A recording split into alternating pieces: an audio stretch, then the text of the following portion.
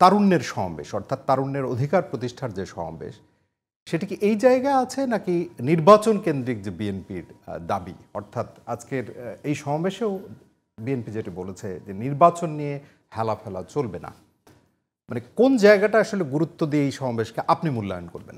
ধন্যবাদ আপনাকে। তারুণ্য সমাবেশের দুইটা, আমার মনে হয় দুইটা লজিক আছে।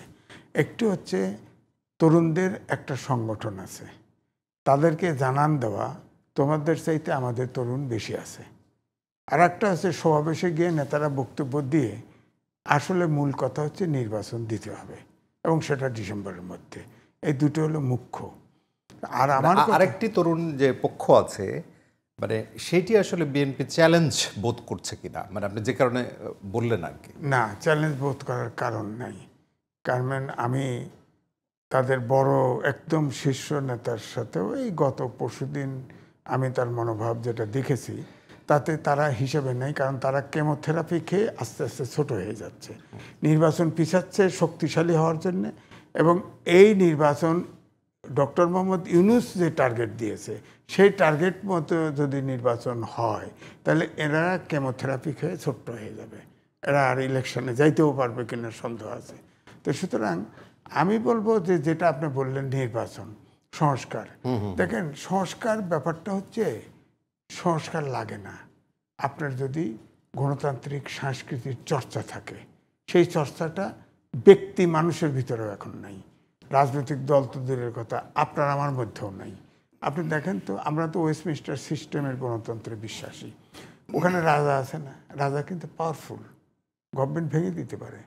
ওখানে আপনি দেখেন রাজা আছে, আপনার প্রধানমন্ত্রী আছে, আপনার পার্টির প্রেসিডেন্টও তিনি হন। কিন্তু আপনি দেখেন তো ওখানে রিটেন ওইভাবে কনস্টিটিউশনও নাই, কিন্তু তাদের ভিতরে তো সমস্যা হয় না। এখনও সারা পৃথিবীতে তো এক্সাম্পল। সুতরাং আপনি যদি মনোজগৎ ঠিক না করতে পারেন তাহলে হবে না। সেই দায়িত্ব কার ছিল? পলিটিক্যাল পার্টির তো দায়িত্ব আসলে পলিটিক্যালি লিটারেট করা। না, সেটা তো আমরা বরাবরই বলি যে আমাদের অনেক সূচকে যতই হোক, অনেক সূচকে আমরা এগিয়েছি, কিন্তু রাজনৈতিক সূচকে আমরা পিছিয়েছি। হ্যাঁ, এবং যেভাবে ধরো গ্রামগঞ্জে যেভাবে পলিটিক্স আছে সেটা তো আর অনিয়ারে বলতে পারবো না। হ্যাঁ, সেটা ভিন্ন কথা। কারণ আপনারা গাড়ি পাঠাইছেন আমাকে আনতে, আমি তো আপনাদের গাড়িতে আসতে পারিনি, ফেলে দিয়েছি, গাড়ি ছেড়ে দিয়েছি। কারণ এত লোক হয়েছে, এত লোক হয়েছে, তাতে কি আপনার গণতন্ত্র উদ্ধার হয়েছে? হবে? আপনি বলেন। যেটা সংস্কারের মূল আমার কাছে মনে হয়, মূল দুইটা জায়গায় কঠিনভাবে বাইন্ডিংসে থাকা উচিত ছিল, তাহলে ধীরে ধীরে আমরা গণতন্ত্রে যাইতাম। এক, নির্বাচনটা একদম নিরপেক্ষ হতে হবে কি কি করলে। আরেকটা হচ্ছে 5 বছর টার্মের পরে ক্ষমতা যাতে ছাড়তে বাধ্য হয়। হ্যাঁ, অর্থাৎ নিরপেক্ষ নির্বাচন এবং ক্ষমতা ছাড়া, এই দুটো জায়গায় স্টিক করা। এখন যদি আপনার সংস্কার ধরেন, আমি তো আপনার 71 সাল থেকে এ পর্যন্ত ধরেন 54 বছর হয়ে গেল, আপনার মনোজগৎ পরিবর্তন হয়েছে না?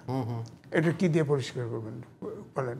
অন্তত 20 বছর যদি একই মানবিক আইনের শাসন, সুশাসন, গণতন্ত্রে বিশ্বাসী কেউ ক্ষমতায় যায়, তাও 20 বছর লাগবে আপনাকে আমাকে ঠিক করতে। সুতরাং সেই সময় তো পাচ্ছেন না। সুতরাং মূল কথা হচ্ছে যে ধরেন এখন যে সংস্কারের যে জায়গায় আসছে, ঐক্যমত্য কমিশন, আগে এতগুলো সংস্কার কমিশন, হ্যাঁ, আমি তো মনে করি এগুলো অর্থহীন। আপনার শাহাবুদ্দিনের সময় 20-22টা সংস্কার প্রস্তাব ছিল, একটাও ভাষা নেই। এরশাদের সময়ও ছিল। আপনি খেয়াল করে দেখেন যে কতগুলো, 111-এর সময় তো 120টার মতো। আওয়ামী লীগ বিএনপি তো ভেঙে চুরমার হয়ে গেছে, একটাও তো পাশ হয়নি। যার সংস্কার যেটা আইন করার যার সুবিধা মতো সে করছে। সুতরাং আমার বক্তব্য হচ্ছে মানুষ, আমার কথা হচ্ছে একটা নির্বাচন অন্তত নিরপেক্ষ হওয়া এবং সে যাতে সঠিকভাবে ক্ষমতাটা ছেড়ে দেয়। কারণ ধরেন নির্বাচন, শেখ হাসিনা যে 3 দফা ক্ষমতায় থাকলো, আমরা তো 3 বছর বলে না যে 3 টার্মে ভোট দিতে পারিনি।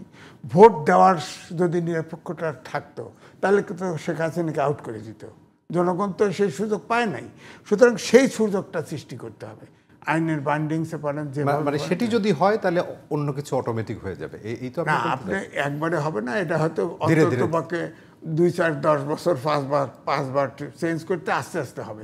যদি দেখে যে আমার জনগণের ভোট ছাড়া আমার উপায় নাই এবং আমি 5 বছর পূর্ণ হলে আমি ক্ষমতা ছাড়তে বাধ্য, তাহলে আমার জনগণের তখন পলিটিক্যাল মডিফিকেশনগুলো মডিফিকেশনটা আসতে আপনার সময় দিতেই হবে সংস্কার।